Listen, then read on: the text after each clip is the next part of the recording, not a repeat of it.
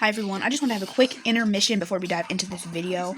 I really wanted this to be like a turn in my editing style. I wanted to try to do like the whole documentary thing, but because it's just me and I'm using CapCut, which doesn't have a lot of, things to do now that everything is fucking pro. Sorry. But yeah, I wanted this video to be, I don't know, I had a whole vision for it, pop-ups, everything, and I just figured that it's not going to work out because my editing is not the best. It's pretty bad, actually. That's why I've kept it the same style where I just use my effects and then I just leave my words to do all the talking. But yeah, so I really wanted. I know I'm yapping. I'm so sorry, but also I'm not gonna forget to mention this. I know I've been really inconsistent. I either post on Tuesday and skip Thursday, or I'll miss Tuesday and then post Thursday. I don't even know why I keep doing that, but it's annoying for me, and I'm so sure it's annoying for you guys too. Honestly, I think I do better when I'm swamped with schoolwork and shit, and it's just crazy because I don't even know. I'll complain about it, but I'll still be getting videos out Tuesday and Thursday. But in the summer, it's so hard because I have nothing to really do. Well, I do have stuff to do. I have work. See, I'm over here yapping. Okay, I'm gonna have to speed this up because I'm over here. Okay, I hope you guys enjoyed the video. Um, also, Gabriella commenters go suck a dick or something. Intro. The Fall of the Giant. Hey Choppies, welcome back. Today we're diving deep into something that's been bubbling for a while. The downfall of HYBE Entertainment. Yup, that company. The one that turned from humble underdog to industry giant in just a few years. From boy group domination to girl group chaos, scandals, oversaturation, and accusations of corporate greed. 2025 might be HYBE's messiest year yet.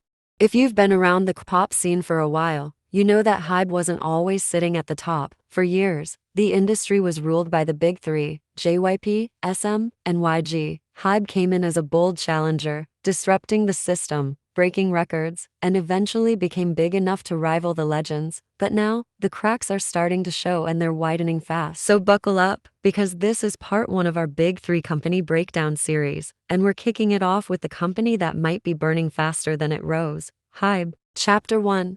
The Origin. From Buy to HYBE. Before the international headlines, before the stadium world tours, and billion-dollar mergers, before HYBE was a household name, it was something much smaller, something quieter. It was Big Hit Entertainment, a mid-there, borderline struggling company tucked away in the corner of the Korean music industry. The Kpop landscape was already dominated by the so-called Big Three, SM, YG, and J.Y.P Entertainment. These companies had resources, the legacy artists, and the visibility to maintain their reign. And then there was Big Hit, scrappy, overlooked, and by many accounts, forgettable. Founded on February 1st of 2005 by Bang Si-hyuk, a renowned composer and former J.Y.P producer, Big Hit wasn't trying to reinvent the wheel, not yet at least. It started with humble goals: make music, train artists, and maybe, just maybe, debut a group that can make a dent in the Kpop scene. There were no marble tile trainee dorm rooms, no state-of-the-art dance studios with full LED screen,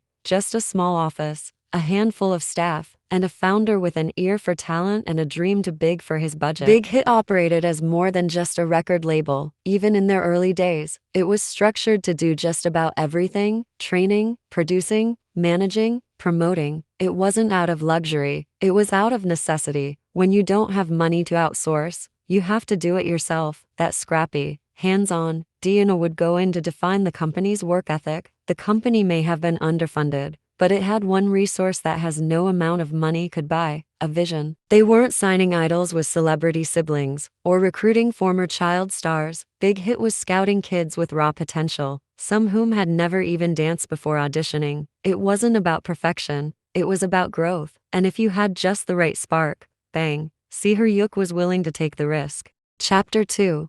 Pre-BTS Struggles. HYBE's Forgotten Groups.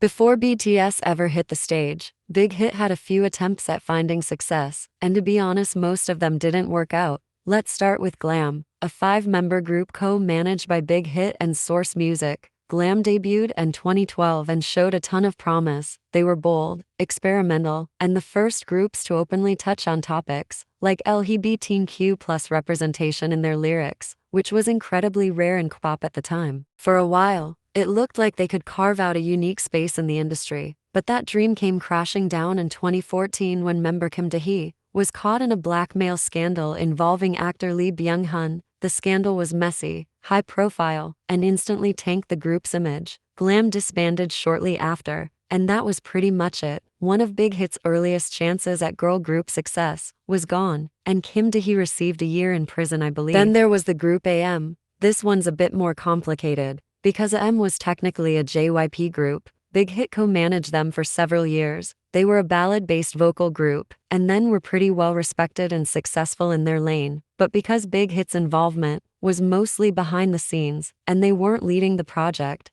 never truly felt like their success. Eventually, Big Hit's involvement completely ended. There was also HYBE, a group built up of two former AM members, Lee Hyun and Chang Min. Their song I Was Able to Eat Well was a hit. It actually became a meme in Korea for a little bit, but the duo didn't have staying power, and they quietly disbanded in 2018. It was another reminder that Big Hit hadn't found its signature sound, group, or formula. Chapter 3. The Turning Point. BTS changes everything. Enter BTS, the group that would change everything, not just for Big Hit, but for K-pop as a whole. BTS debuted in 2013, and at first, no one took them seriously. They had a name that people made fun of, cheap-looking outfits, and awkward performances. They weren't backed by a major label, and they weren't handed viral fame. What they did have was a powerful combination of storytelling, fan engagement, and raw talent. They connect with their fans in the way that felt different, more personal, more real. By 2015, BTS was starting to pick up some real momentum. By 2017, they were dominating Korean music shows and building a strong international fan base. By 2018, they were global superstars, Billboard wings, Grammy invites, sold-out stadium tours. BTS have become the face of K-pop internationally, and they weren't just representing Big Hit anymore, they were Big Hit. The money, the prestige, the recognition, it all came from BTS. Their success was so massive that it funded Big Kid's transformation into HYBE, a full-blown empire. From the outside, it looked like HYBE had cracked the code, but from the inside, that level of success came with its own risks. Chapter 4. The Next Wave. New groups, new pressure. While BTS was still promoting, HYBE used that momentum to launch several new groups. TXT was the first, a boy group with a fresh image and a high-concept artistry that quickly earned critical acclaim and a dedicated fan base. Then there's Enhypen, formed through a survival show and aimed at global appeal. Ellie Seraphim debuted next, pushing bold visuals and confident energy. New Jeans shook the scene with a retro vibe and effortlessly viral music, becoming a global phenomenon within months. All of these groups brought something new to the table, and for a while, it looked like HYBE cracked the code: diversity, dominate, repeat. But the problem was that they didn't stop. They kept debuting more groups, and Team, Boy Next Door, and eventually Elite. And at a certain point even fans couldn't keep up. Each group was supposed to stand on its own, but instead, they started to overlap. Styling started to look similar. Concepts felt recycled. So, yeah, that was how HYBE went from the tiny underdog to a full-blown entertainment empire. But all this is one piece of the puzzle. In the next video, we're going to dive into SM Entertainment, how it basically built the foundation of K-pop as we know it, and why its legacy is more complicated than people give it credit for.